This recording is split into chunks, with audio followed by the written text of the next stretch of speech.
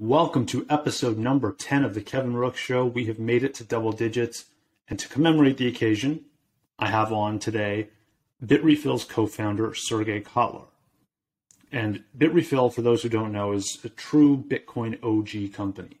They've been around since 2014, so they're coming up on 8 years of operation, and they've not only been pioneers in the Bitcoin space, but also in the Lightning space. And so in this conversation, we got to cover how Bitrefill's business has evolved since founding, what people are using Bitrefill for today. We talked a lot about Bitrefill's Lightning node and how they're managing that. And we also talked about El Salvador and how Bitrefill is facilitating bill payments for basically any bills that someone in El Salvador may have through their service, and kind of trying to push forward the idea of a circular Bitcoin economy there. So there's lots of useful information. Really hope you guys enjoy the episode. If you guys have any questions along the way, this is a Lightning podcast. You can open up an app called Fountain or Breeze or any of the other Lightning podcasting apps out there, and you can send sats, you can send messages, you can send comments. I will be answering all of your questions and comments at the end of every episode in the Lightning round. Can't wait to see what you guys send. Maybe since this is the first episode of 2022, first time filming in 2022, it might be a good idea to do some Bitcoin predictions here. So send me some of your best Bitcoin predictions, Bitcoin or Lightning predictions. Shoot me a message and I'll read them off, and we can check back in at the end of the year, the end of 2022, to see who had the best predictions. Hope you enjoyed the episode. Sergej, welcome to the show. Thank you for taking the time. Would love to start off by hearing more about your background in Bitcoin and how you decided to start Bitrefill. I know Bitrefill's been one of the most significant businesses in Lightning for a long time. Would love to know more about how that came to be. Yeah, sounds good. Thanks for having me on, by the way. In terms of Bitrefill, we started it in late 2014, and at that time, the beginnings were humble. It wasn't really an experiment. The question was, okay, there's this Bitcoin thing. What can we do with it? Well, let's sell something because there was a lot of talk at that time about how, there's a lot of hackers and scammers and this and that, and you're going to get burned. So I figured, let's do something small so that you can get burned, so they can get burned in a small scale, and learn the lessons. And what you do with Bitcoin? We'll sell something, right? And what do you want to sell? Well, something digital. And what's something digital? And I managed to, I had some connections. Sweden is a telecom heavy country, so I managed to get a connection to making phone refills. And so the original version was you could make phone refills with Bitcoin, and it got some initial traction in all kinds of interesting parts of the world. Not enough to make a business, but enough to say that there's something interesting here. And then I learned about prepaid phones, and that there's actually 5 billion with a B people that have a prepaid phone. It's the most spread technology out there. It's more people that have one than toothbrushes, and so on. Then kind of from there, it gradually evolved into a company. We got into the Boost Accelerator in 2015, and so on that path, it's gone. Hasn't exactly been a straight journey. I think it never is in this space. But the general direction has always been enabling for people to do things with their coins without having to go back out into the fiat system, right? Because at the end of the day, the benefits of it all are kind of lost if you always need to, bank exchange on, and then on the other side, exchange back, right? It's like email where you have to print out the emails on paper. Like you can do that and it's still useful, but like many of the benefits are would be lost if you couldn't, let email live in its own realm of things. And so, and in a lot of ways, that's where we were in the Bitcoin space, and then we still, to some extent, are in that kind of world. But it is improving and it is growing, and so we've been, talking about the need for a circular economy because of all of these things, and that really the benefits of Bitcoin really start materializing when people start living a larger chunk of their life in this layer. Right. So you've also gone through a long period of, Bitrefill has been around for now 7 years, which is more than half of Bitcoin's life, right? So you've seen a lot of stuff happening, not only within the Bitrefill business, but in the broader crypto ecosystem, right? 2014, we hardly had, just starting to see altcoins come to the fore. Bitcoin was still this very fringe asset. Now we're starting to see a lot more acceptance of it. Tell me more about how your views on Bitcoin have changed since then, or evolved over time, and how that kind of shifted as the business grew and as the business started to take on more than just the mobile phone refills. Yeah, that's a great question. There's a lot of things. I think the big realization that, to be honest, still takes a while for it to land is that certain people, I talk about Bitcoin as the movement and then Bitcoin as the tool, right? And the further I go, the more I realized how separated they are. There is a certain overlap in terms of people that use Bitcoin as a tool to make transactions and also, spend their time reading and learning and participating in the community and all of that. But in general, the customer personas are often different, right? So the people, and this does make sense if you start to think about other things that are less close to heart. Like if you look at let's say BitTorrent or Tor, for example, there's people that are passionate about these things and are involved in building them and discussing technical trade-offs, and then there's people that are using them that don't care about anything so long as it gets the job done, right? And so balancing this, I think, has been an interesting quest in terms of figuring out product market fit, because not all Bitcoin enthusiasts or crypto enthusiasts are necessarily interested in buying things with their coin, and so I think that's something where my understanding has evolved quite a bit, and also seeing how the narratives shift in the Bitcoin world and in the crypto world, and sort of how we came into the block size debate and the discussions around, should Bitcoin be a means of payment or a store of value, and this and that, and how these things then sort of grew with the rise of what is today called as the crypto industry, and how different views have been, to a different extent, growing in different of these communities and so on. So yeah, there's a lot of stuff. 7 years is a long time. It's hard to summarize, but I guess the main learning is and this is gonna sound super simple, but offer products and services to people who are interested in buying them. Yeah. Hey, that's a good strategy. It sounds so fucking basic, right? But if you look around, you can see quite impressive companies that haven't really figured this out. Right. Yeah, and it seems like you've got a very appealing use case for a lot of people right out of the gate. They can instantly swap for any kind of gift card or item that they want at a particular store. And, on some level, that's really what people want to be able to do with their Bitcoin, right? Or with their cryptos, is they want to be able to use it when they want to use it.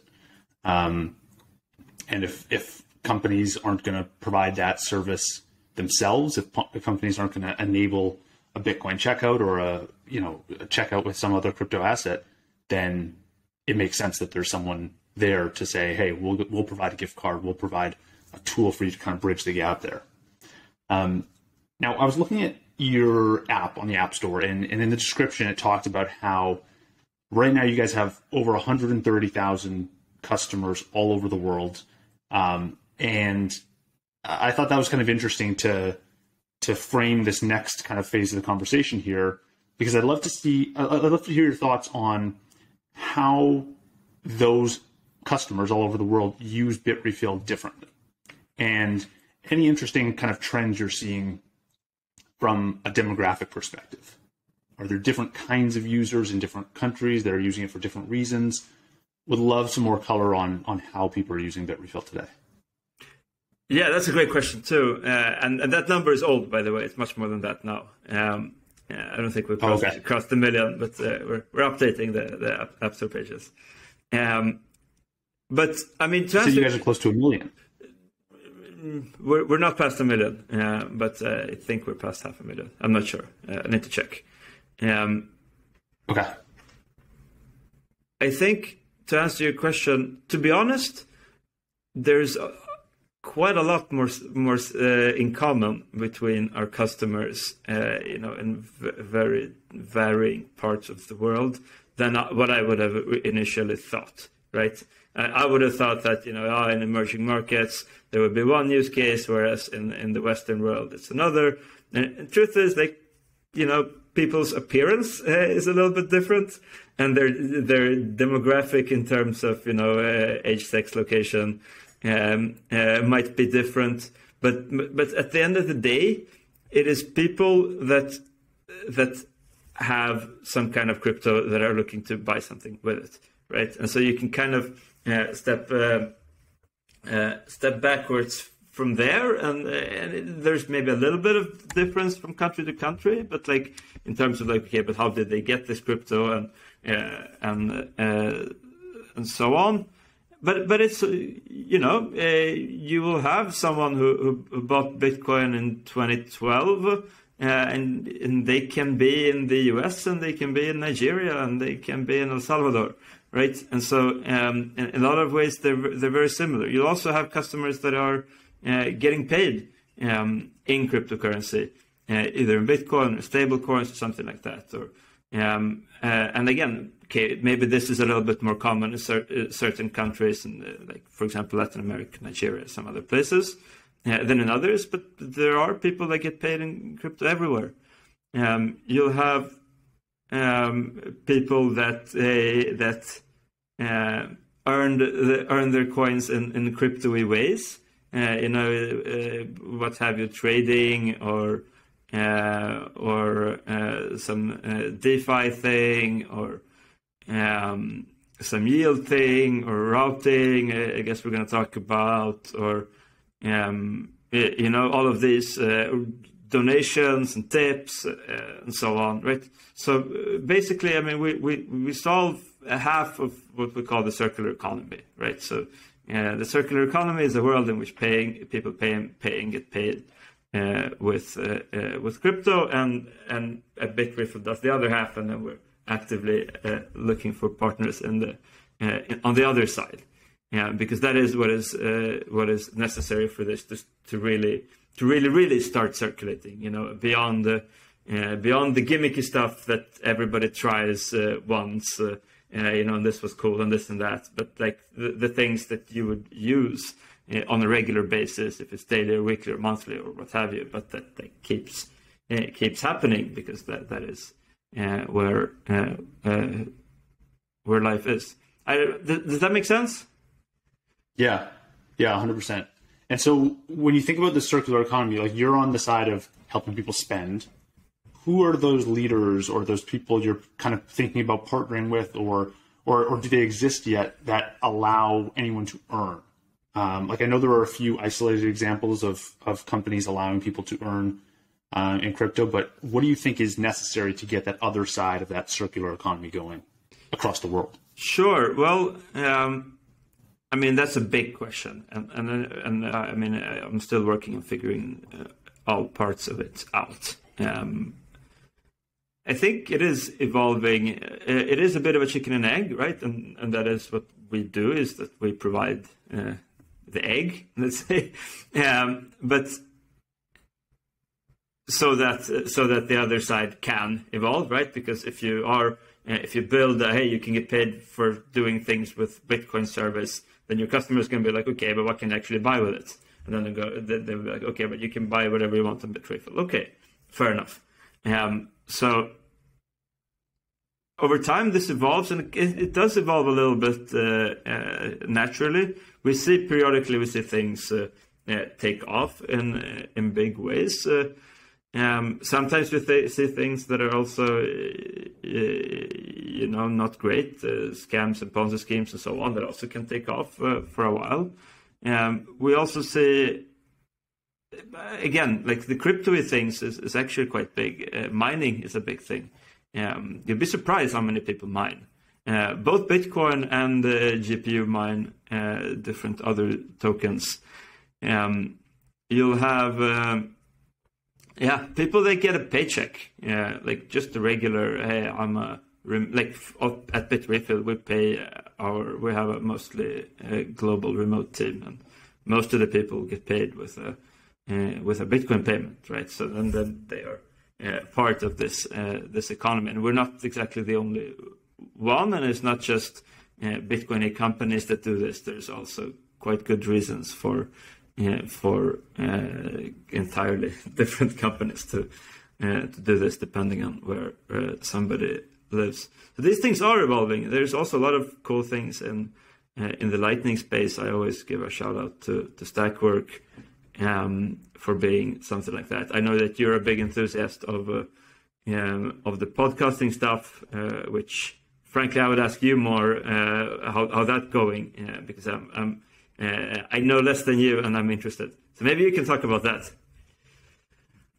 Yeah. I mean, so I just started Lightning podcasting. I'm a seed investor in Fountain, and one of the things that I tried to do as an investor was play around with the platform, learn how it works, try and see it, test it, use it, and so I decided to start a podcast on Lightning.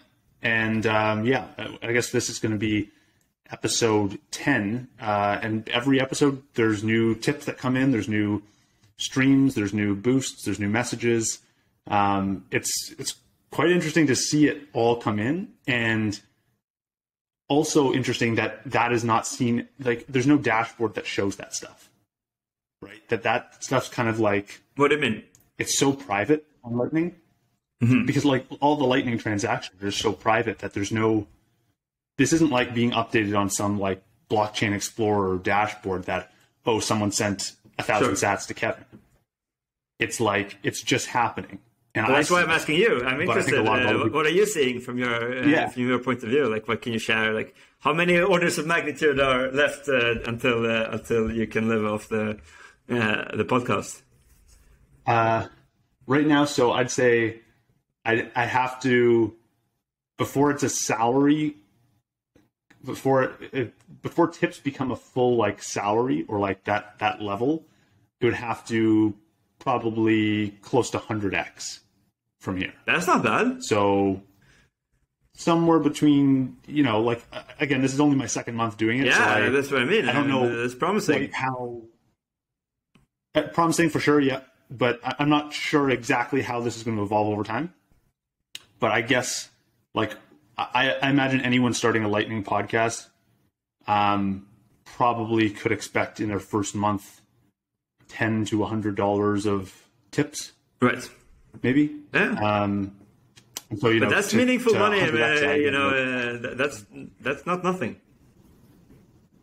Yeah, it's not nothing. I mean, I posted a tweet a little while ago. I believe it's still true today. After 5 episodes, I did the math on the tips that I've received, and they were twice the earnings that I got from YouTube ads. Right. So that's very twice. interesting, Yeah. and I would guess with much smaller. Actually, I don't know.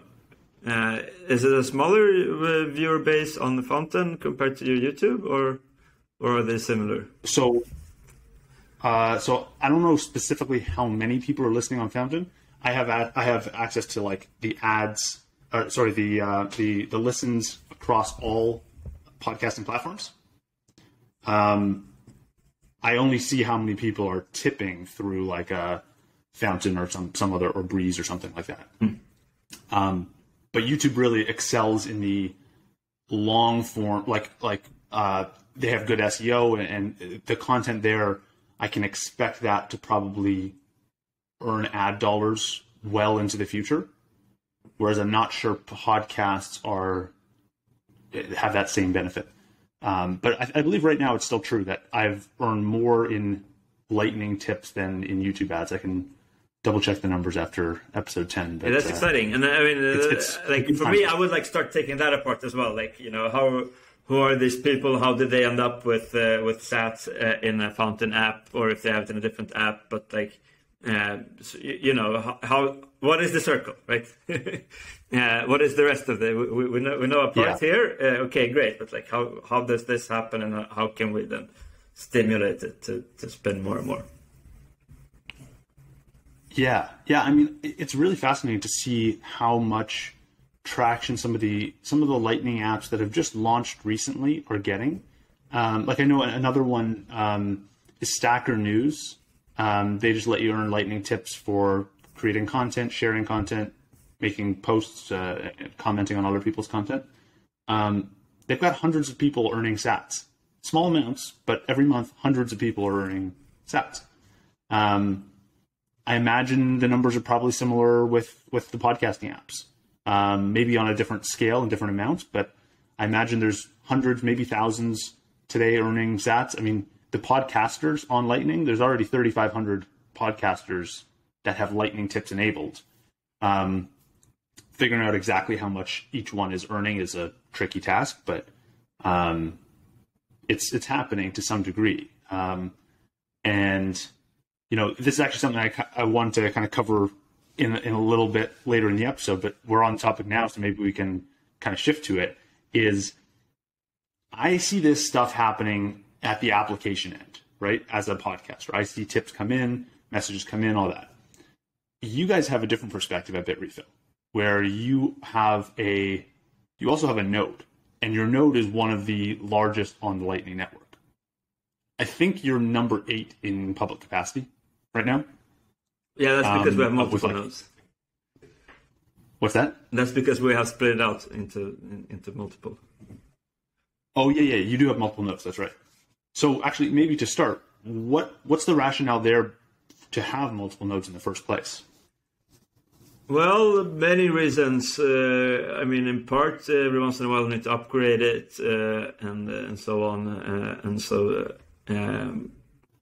It's not always easy to upgrade like actual computing capacity of the node and so on. And you don't just want to close everybody's channel, so over time we spin up a new node that it becomes the main node, and then we set up connections between there so that we encourage new people to connect to the new one, but we keep the old ones alive for a good while, and then also we use them for. When one is being upgraded, the other one will service customers, so that we don't have outages, stuff like that. There's also like specific scaling benefits when making many transactions, because there's certain things that can only happen as many times. I think much of that has been fixed lately, so this might be old stuff, but this is why you'll see some companies also. I know Strike has a bunch of nodes, and some other companies end up creating many of them. But I think these things have gotten better, and so that in the end,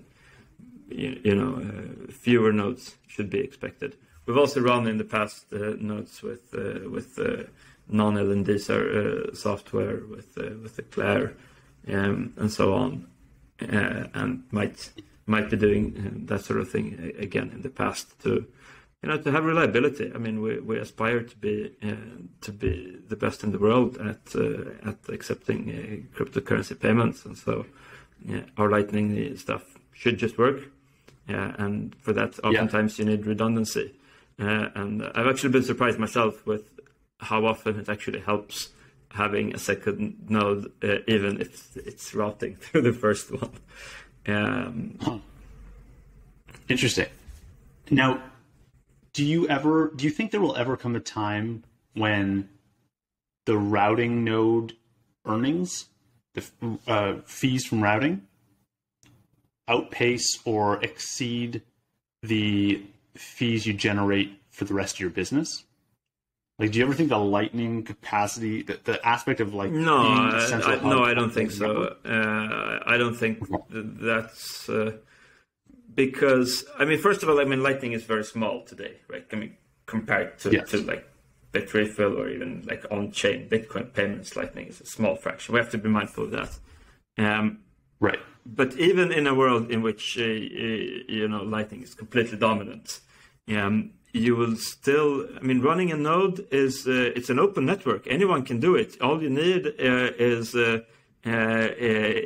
some kind of web server and a little bit of Bitcoin, right? And maybe a little bit of understanding of how that thing works. And so if someone is making too much money from routing something, then someone else will show up, right? And so I think my take on this is that we should expect routing to be similar to mining, in that it will be profitable, but like not completely insanely profitable, but like there will be some kind of profit margin where that the market, what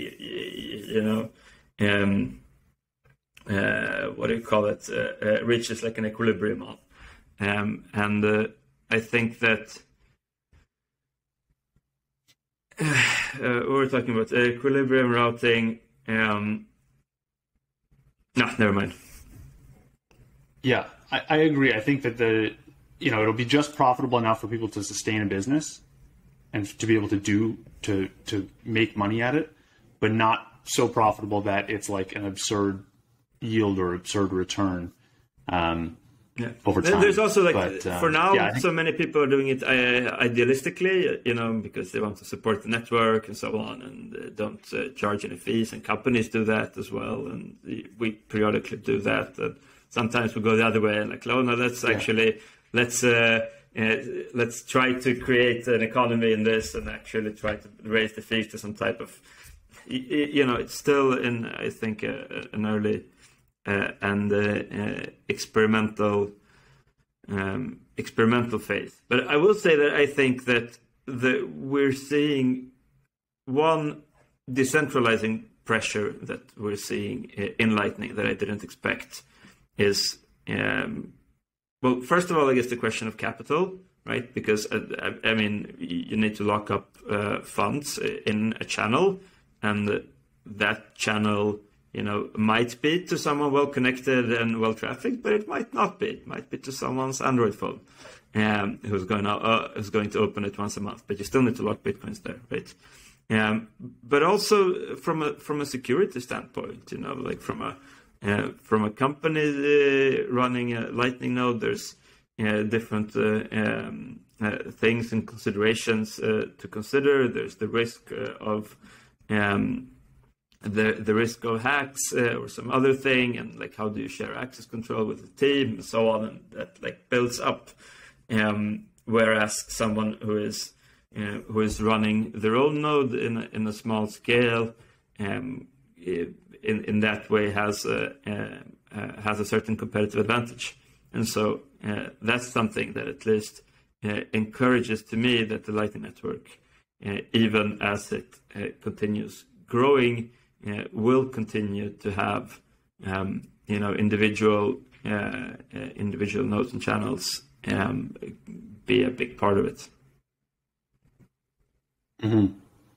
How do you at Bitrefill think about setting fees and making sure that your nodes are going to be reliable and you can reliably route payments across the network, but B, that you're also going to be earning a yield from that. Like, do you have any kind of like frameworks for thinking about what appropriate fees are on the network? And is that different between some of your different nodes? Yeah, I mean, we don't spend too much time with these things. Probably we should, but we're quite small team and so on. So like our main concern is that can people pay us that want to pay us, and focus on that. Routing revenue is fun to play around with, and it's also interesting in general. I mean, in terms of like being useful. We're also a bit different in terms of like if you think about what our position is in the network. Like we're the number one thing that people buy with cryptocurrency and with Lightning. That means that channel coins are going to come to us, right? Much more than they go out from us because we don't pay suppliers in Lightning. So coins come to us. People open channels to us. They should. Because there is a certain demand of, depending on the topography of the network, people open channels to us. We close channels, when channel fills up, we close it. We need the money. We're not, and some people get upset. Like, why did you close my channel? We're sorry. We don't have infinite money. We wish we did. But we sold gift cards that we buy for real money, and we need that money. We need to sell it into fiat, and therefore we need to send the funds to an appropriate exchange, right? And so that means that we're not always. I'm sure other participants in the network have different considerations and different things that they optimize for. We don't ask people to open channels to us because people do.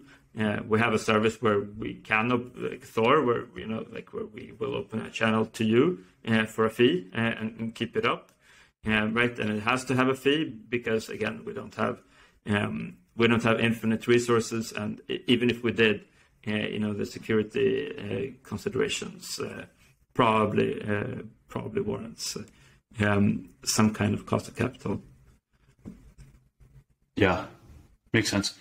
Now, have you guys ever thought at all about the Lightning service provider business, which I've seen some large nodes take a stab at that, and some people who are building nodes on the network, they're going to be providing services and acting as like a back end to other applications. Has that ever kind of crossed your mind as like a important business avenue, or are you mostly just focused on the? Well, I mean, we built the first Lightning service provider. I mean, we created that whole notion. Not entirely fair. Some people did on an individual level, but I think we're the ones that first productized and charged for it and so on. And yeah, definitely we get requests from wallets in terms of like whether or not we want to provide that infrastructure for them, and probably at some point we'll look into it. It is again, it's not trivial because a Lightning service provider needs to open channels to a bunch of people who are not desirable. Because they are. I mean, okay, it came out wrong. Yeah, but like a regular person with an Android phone with a Lightning wallet on it, or an iPhone with like a non-custodial Lightning wallet on it, their channel is not going to be routing a lot. It's not going to be very active, and so it locks up the capital, and that can be pretty fast. And even if the money starts with theirs to begin with. Okay, but after a while, as they make purchases, then gradually it becomes the Lightning service provider's role to front that capital, and that is the liquidity requirement. And it's I think it's tricky to scale in a good way. Yeah. We'll see. I mean, we follow very, very closely what people are doing in the space, and we'll see. Like, there's like a constant evolution of these things and services, and I mean all of the major non-custodial wallets today provide an equivalent service for their customers. I mean your Moon wallet or Phoenix wallet and Breeze and so on, and they too eventually run into these scaling considerations, and that is I mean it's a big concern, I think, and it's a topic of conversations that I have when I get FaceTime with the other founders of what people's thoughts are in that regard. But I'm not worried. It's just where we are. I think the main problem is getting it to be used more. And once we get to scaling problems, then my mantra is always that when you hit a scaling problem, you first open a bottle of champagne, and then you toast, because most things never achieve a scaling problem. And once you do it, after that, you can deal with the scaling problem. Yeah, it's a good problem to have. Today, do you have a sense for how much of your purchase volume is actually coming from Lightning? Because you guys you can fund through Lightning, Bitcoin, a few other crypto assets today. How big is that Lightning portion right now? And is it different in, El Salvador versus America? Well, obviously it's different in El Salvador. But El Salvador is a special case, right? And we're making a special effort there as well. I'd love to talk about that as well, about everything that's going on. It's incredibly exciting. As a whole, I think Lightning is, around 4 or 5% of our total volume. And it's been around there, I would say, over time. And we grow as a company, and so our Lightning volumes grows as well. I'm not seeing it eat into the share of a little bit. It's eating in a little bit into the usage of on-chain Bitcoin. But on a big way, I think there's a lot of things for Lightning to achieve in terms of becoming the default way of paying with cryptocurrency. Yeah. Let's get into El Salvador, because I know you guys have a bunch of exciting stuff you're working on there. Can you talk to me a bit about the bill payment program and exactly what you're kind of piloting and testing out right now in El Salvador? Sure. So on a high level, I mean, I at the beginning of the talk, I explained the visionary side of Bitrefill. Like, we're trying to build a circular economy, and that's hard because most crypto users aren't interested in they just want to acquire more, right? Stack more sats. And so I think that El Salvador is, if we can't do it there, then we probably can't do it anywhere. At least it's the most promising place, because it's a country where the government and the system actually tries its best to help, which is also very different and mindfucky compared to Europe or the US, but also the fact that there is no digital fiat payment rails that are dominant. Credit cards have like a 20% penetration, so like the competition is just the cash bills, and a big chunk, like 20 or even 30% of GDP in the country is in the form of remittances that are being sent mainly from the US by Salvadorians that left the country. So like all of these together, I think creates like a very promising breeding ground, and so we made a big strategic decision that we're going to make a big effort, like very an unreasonably big effort in order to make sure that the circular economy in El Salvador is in fact a success. Because if it is, then we will have learnings in terms of how to market to a mass audience, right? In the Bitcoin world, we're still a niche in a niche, whereas in El Salvador we can market to theoretically to everyone, billboard ads and stuff like that. So we made a big leap of faith commitment to doing everything that we can, and we're doing mainly what we do best, meaning provide to people things, goods and services that you can actually buy with Bitcoin, and then help to figure out the other parts of the circle.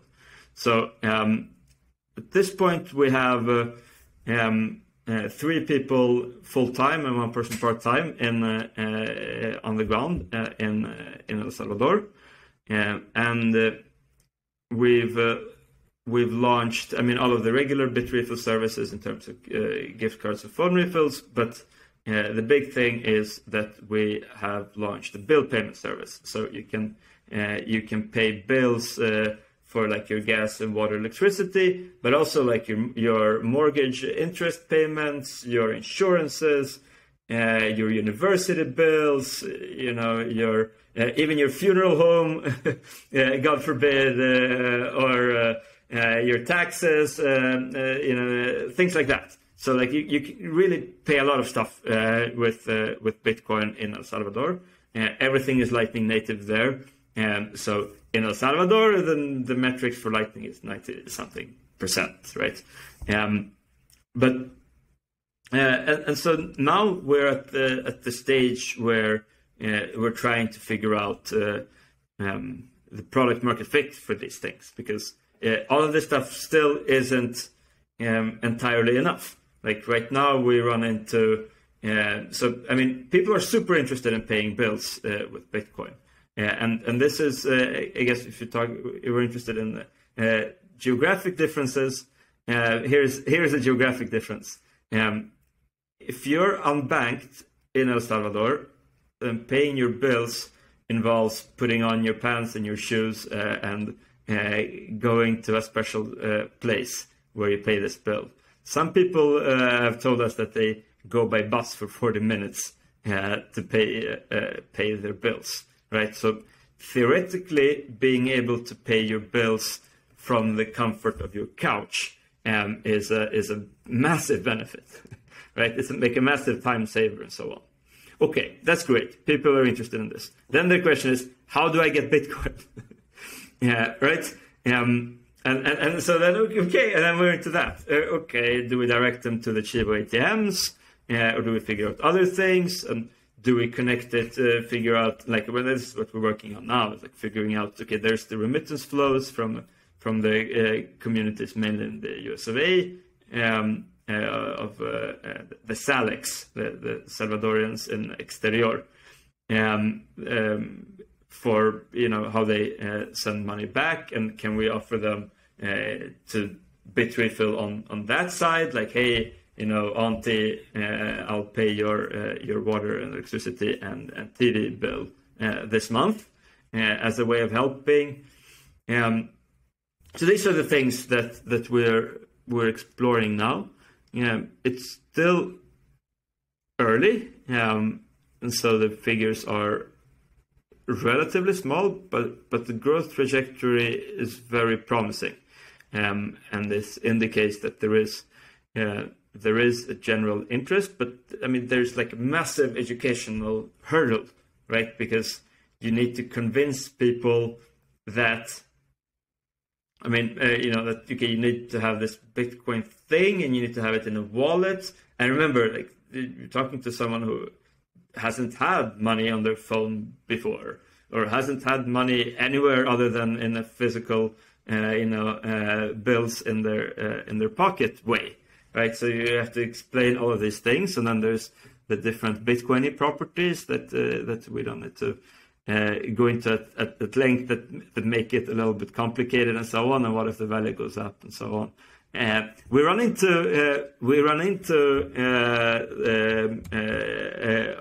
the desire to hodl. So people say that, but I don't want to spend my Bitcoins. I want to keep them as an investment, right? Okay, great. So like all of these things, so it's super interesting how it's sort of same but different. Like it's the same as everywhere, but it also is in some ways different. And like one general thing is that there is this countrywide sentiment that is getting spread out by the government that Bitcoin is a good thing. It should be encouraged. We have our own wallet and all of that stuff, which is like unexpected. I'll give you a fun anecdote.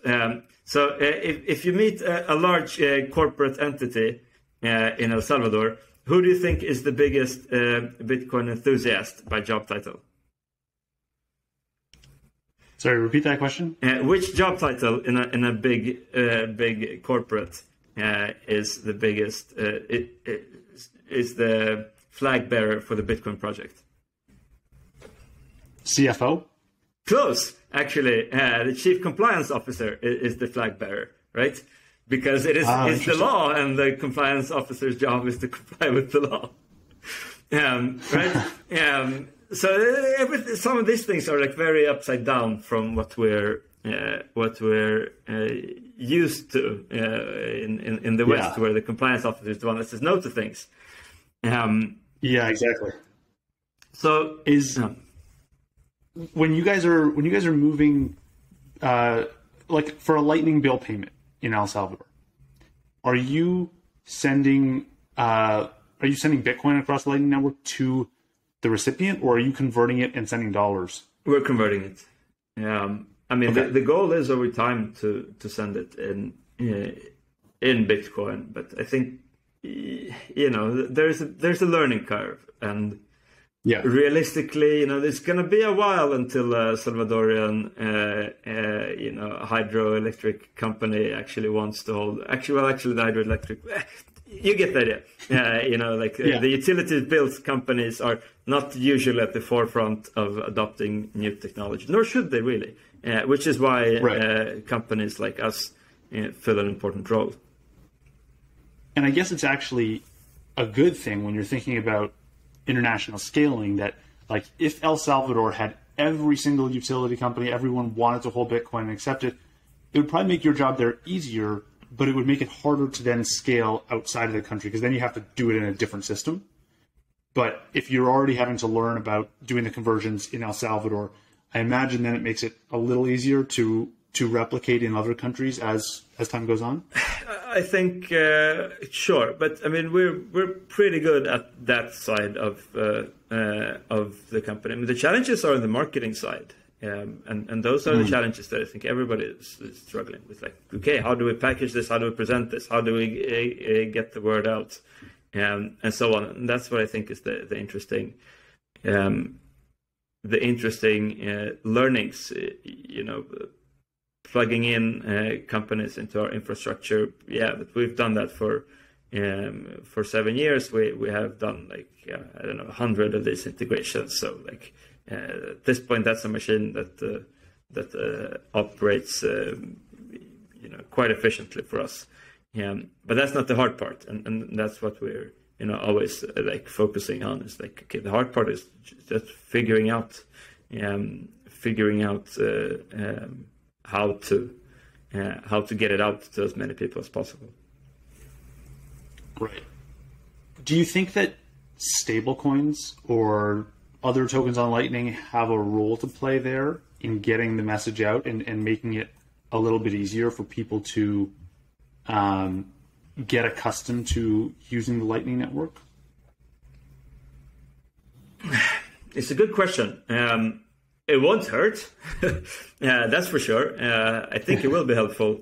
We see massive growth in stablecoin usage on other chains and so on. So I don't see why it wouldn't be growing fast on Bitcoin. And I mean, it's not even about, stable coins sometimes misses the, the important part of stable coins is the stable, not the coin, right? I mean, Strike achieves stable coin functionality for people, even though it doesn't have a stable coin, but you deposit Lightning and it keeps your balance in USD. Bitrefill has an account where you can deposit in Lightning and we keep it in USD. Bitcoin Beach, I think, have this feature now. I'm not entirely sure, and so on. So there's a lot of ways to achieve stability, which is what people are demanding, and that they are willing to forfeit a certain level of control, of trustlessness, and so on of their coins in order to get this benefit. I think that part is pretty clear, given the current regulatory environment, and it's especially the case for the circular economy, right? For people that are looking to buy stuff with the coins, as opposed to those who are like, this is going to be my hodlings for my children's children, where it doesn't make sense to use a stablecoin. So yeah, definitely. I think hearing of several different projects in terms of achieving this on Lightning, and I think that's very promising. Yeah.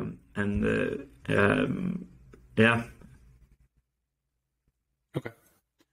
Now, in the vein of like trying to get more people to understand this and trying to get more people to use Lightning, do you think there's what do you think about Lightning addresses? And I want to kind of hear your thoughts on if you think that is a new mechanism that can further expand the potential like target audience for Lightning, or make it more comfortable for people to set up on Lightning. Is this going to be a new tool that becomes the primary way to send money on Lightning through Lightning addresses, or will kind of invoices and QR codes remain kind of a dominant tool for moving money across Lightning? That's a good question. I mean, the big crystal ball I don't have. Will it be the be-all, end-all? I don't know. I think that what we've seen in terms of the rapid uptake in the Lightning community of apps and services and users, it's been, I think, really fast. We have much faster than with some other things that have been built. They're also good, but this indicates that there's certain, like the idea of a Lightning address is like, I mean, it's super simplistic. You have some kind of web service that runs, right? I mean, this idea has existed for Bitcoin addresses, for so on. They exist in altcoins, but nonetheless, someone built it, someone plugged it into stuff, and suddenly it sprung up in a big way. So yeah, I think that to me is one of these things. It's a signal. Like, pay attention here, and that here is where things are happening, and so then we'll see again, like whether or not Lightning addresses will entice people that don't use Lightning today to start using Lightning. I don't know. That's a bigger question, right? We'll see. But I'm super excited about what's happening with Lightning addresses and with LNURL and the entirety of that project that it's like sprung up as a community driven by a handful, many of enthusiasts that are like making new things and figuring out new ways and patterns and so on, and really becoming the glue in things where the basic Lightning protocols are maybe a little bit lacking. Do you have a sense for what percentage of Lightning payments are using LNURL or Lightning addresses today on Bitrefill? Well, so you have to remember that some people use the balance feature of Bitrefill, but many don't, right? Many might have an account or not, but they will pay for each purchase individually, and that is the primary mode of payment. Mm-hmm. The Lightning address thing serves a slightly different purpose. It is a tipping jar, right? It's something that you can put in your Twitter bio or in your podcasting bio, or maybe some apps that will automatically send payments to you, right? So it's like it wouldn't be fair to compare the one to the other, but I do know that it's being used quite well. Like it's like building things like this. Sometimes you build something and there is nothing, whereas Lightning address is like, we built it, we like made a tweet of it, and like, a month later there's 1,000 people using it. So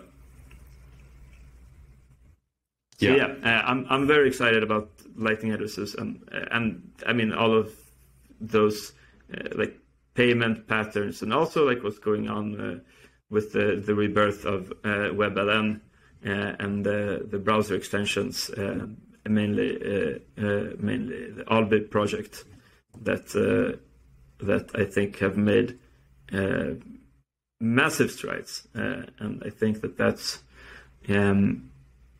something that is very promising in terms of the other side, who's going to send the tips, and I think that we in the Bitcoin community have a lot to learn from the massive success of MetaMask, and of what it actually means to have a wallet in the browser that works in a good way. It's been really, really interesting watching MetaMask grow. Like, it's currently the most popular wallet among Bitrefill users.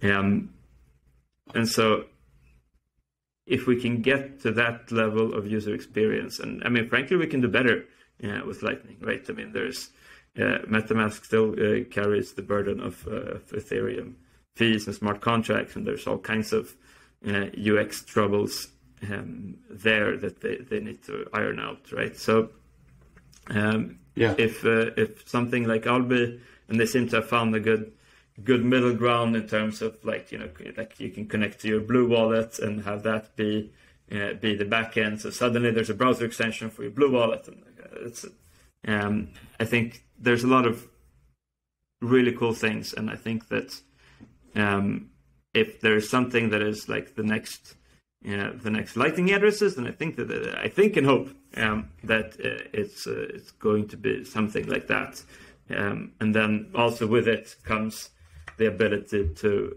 log in dynamically with your Lightning wallet in your browser extension or not, but like all of those things that have always also like been possible for a long while, but requires a certain like always with these things, there's a chicken and egg dynamic, right?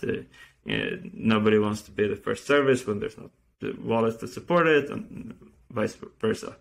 And so I think it's all of this stuff is very, very promising. Maybe this is a good spot to end the conversation around what projects within the Lightning ecosystem, and then also within Bitrefill's roadmap, are you most excited about? I'll be honest with you, I'm most excited about El Salvador. I think I can explain why. All of us here, we're nerds. We're techies. We try to build things and solve things problems by programming. But the main problems that we have in Lightning and in Bitcoin and crypto, all of it is it's not a technical problem. Like, we don't have a scaling issue right now, right? The main problem that we have is is a marketing or like product development, product market fit type problem. And so seeing the rapid progress that we are making in El Salvador and seeing some of the other projects that are on the ground there, and seeing that like it is somewhere there on the horizon that we might actually get to the level that we will have a country in the world in which a large fraction of all payments happen in Bitcoin. It's at least, I'm not gonna say that it's likely, but it's definitely imaginable, and it's definitely a worthwhile goal. And so for me, I'm the most excited about when the new El Salvador metrics come in, even though it's like a fraction of Bitrefill sales, but I mean that is the thing that is getting an unreasonable amount of my attention, right? And so I think that's indicative of where my excitement is. Awesome. Where can people go to learn more about you and Bitrefill? Well, for Bitrefill, you type in Bitrefill into anything, and it's going to be there. And for me, I guess on Twitter, I'm sure you'll send a link in my in the podcast description. At Zigamon. So yeah, always happy to talk to people, and especially people who participate in the circular Bitcoin economy. Yeah. Well, thank you for jumping on the show today. This is a ton of information, and I learned so much. And thank you so much as well. It was fun. Feels like we just got started. So looking forward to the next time. Yeah, sounds good. All right. Thank you. Welcome to the lightning round. This is your opportunity to send in any questions and comments you have. If you want to send in sats and support the show, I will be reading off all of the questions you guys have every single week after every show in the lightning round. If you don't have a lightning podcasting app set up yet, go to the App Store, search for Fountain, and download Fountain. Give them a try. They're my favorite lightning podcasting app to use. All you got to do is load your wallet with a few sats, and you're off to the races. This week, we got in a few different payments. Some sats streamed in from Jean on Fountain. Some sats streamed in from J24 on Fountain. Mary Oscar sent in some sats, and BTC Rich sent in some sats on Fountain. J24 sent in the only comment of the week, and that was great question in response to one of the questions I asked in episode number 9. That's with Bolt's co-founder, Michael. If you have not seen that episode, I highly recommend you check it out next.